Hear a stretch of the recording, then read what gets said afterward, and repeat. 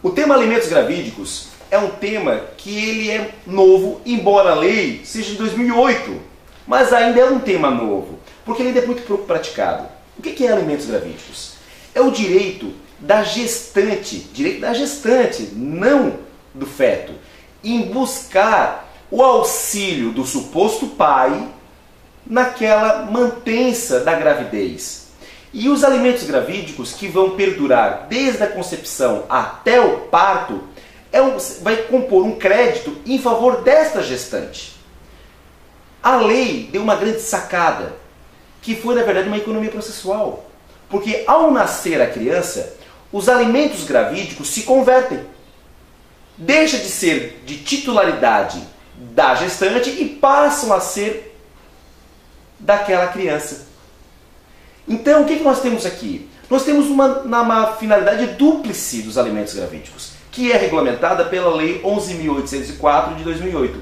Esse tema ele é amplamente discutido no meu livro Alimentos Gravídicos, pela editora Forense, que está na sua 3ª edição. Esse tema, alimentos gravídicos, ele vai discutir o crédito que o suposto pai terá que dar à mãe para custear todas as despesas, desde a concepção até o parto. Mas despesas o quê? Adicionais. A ideia aqui não é sustentar a gestante. Não. A lei é bem clara. São as despesas adicionais. Ou seja, se é uma gravidez saudável, não haverá alimentação especial. Agora, se houver necessidade de uma alimentação especial, o suposto pai vai ter que auxiliar. Mas notem, é suposto pai. Ele não é o pai ainda. Não haverá exame de DNA. Então será que pode haver fraude? Sim, é possível. Só que nós temos que partir da premissa de que o dano que possa gerar um alimentos gravídicos é muito menor que uma ação de alimentos numa investigação de paternidade.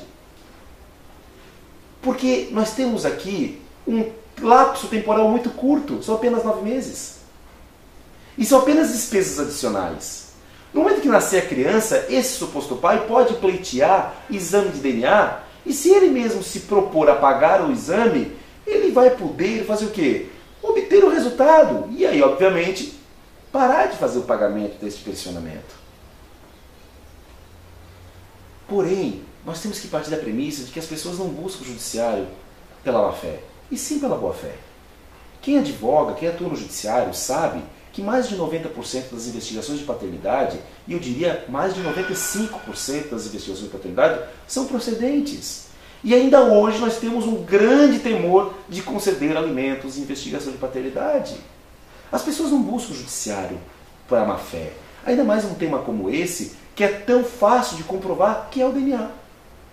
Por isso que eu sou um grande defensor de alimentos gravídicos, como uma forma, sim, de buscar uma paternidade responsável, de buscar desse suposto pai, que vai ser comprovado como esse suposto pai? Através de e-mails, Facebook, trocas de mensagem, testemunhas daquele relacionamento amoroso. Claro que quanto mais efêmero for o relacionamento, mais difícil vai ser a prova.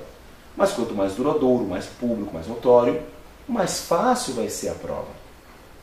Por isso que os alimentos gravídicos, principalmente nas contestações, tem que ser tomado cuidado para exigir sempre do magistrado a natureza dúplice. Ou seja, quanto que é de alimentos gravídicos, porque a base de cálculo é diferente, são as despesas adicionais da mãe, e quanto que são os alimentos em prol da prole, que vai ser de após o nascimento, que aí neste caso entra naquele binômio necessidade e disponibilidade, e aí nós vamos ter aqui percentual de salários. Por isso que os alimentos gravídicos em prol da mãe não pode ser calculado em percentual de salário.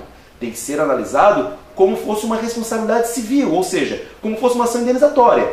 Qual é o valor do dano, qual é o valor, dano não, né? Mas qual o valor deste, digamos, dano patrimonial, quanto que vai ser este investimento que esse suposto pai vai ter que fazer naquela gravidez e fazer o pagamento com base nisso. Porque aqui nós temos o quê? Questões práticas, pragmáticas, ou seja, qual é o valor das despesas adicionais. Já no caso da prole, quando nascida, aí sim nós vamos ter a questão de status, padrão social, necessidades do alimentado, disponibilidade do alimentante. Por isso que para esta seara, o percentual já de salário, por exemplo, já parece razoável. Então, os alimentos gravídicos, doutores, eles têm essa natureza dúplice e eles retroagem, porque a lei é bem clara. Alimentos gravídicos são desde a concepção. Ou seja, tu vai poder buscar sim as despesas já geradas, mas com termo. Para propor a ação de alimentos gravídicos, a mulher tem que estar grávida. Se a criança tiver nascido no momento que vai ser protocolada a ação, não é mais ação de alimentos gravídicos. É ação de investigação de paternidade acumulada com alimentos. Porém, se a criança nascer ao longo da ação, a ação não pode ser extinta. Ela deve continuar. E o juiz vai fixar quanto que foi de alimentos gravídicos e quanto que será de pensão alimentícia. Essa lei trouxe uma grande situação. Hoje houve uma inversão de polo ativo. Agora me parece que os supostos pais serão os interessados a ingressar com as ações de investigação de paternidade. Porque afinal de contas eles vão querer saber se são realmente ou não pais. E não o contrário. Esta lei ela tem muito a crescer e ela tem muito a acrescentar. Precisa ser melhor trabalhada, precisa ser melhor entendida e melhor estudada. Para conhecer mais sobre o tema, baixe os slides, os artigos que eu tenho disponível lá no meu site www.douglasfreitas.dv.br. Assine este canal e curta a nossa página do Facebook, facebook.com/Douglas Freitas Advocacia. Até!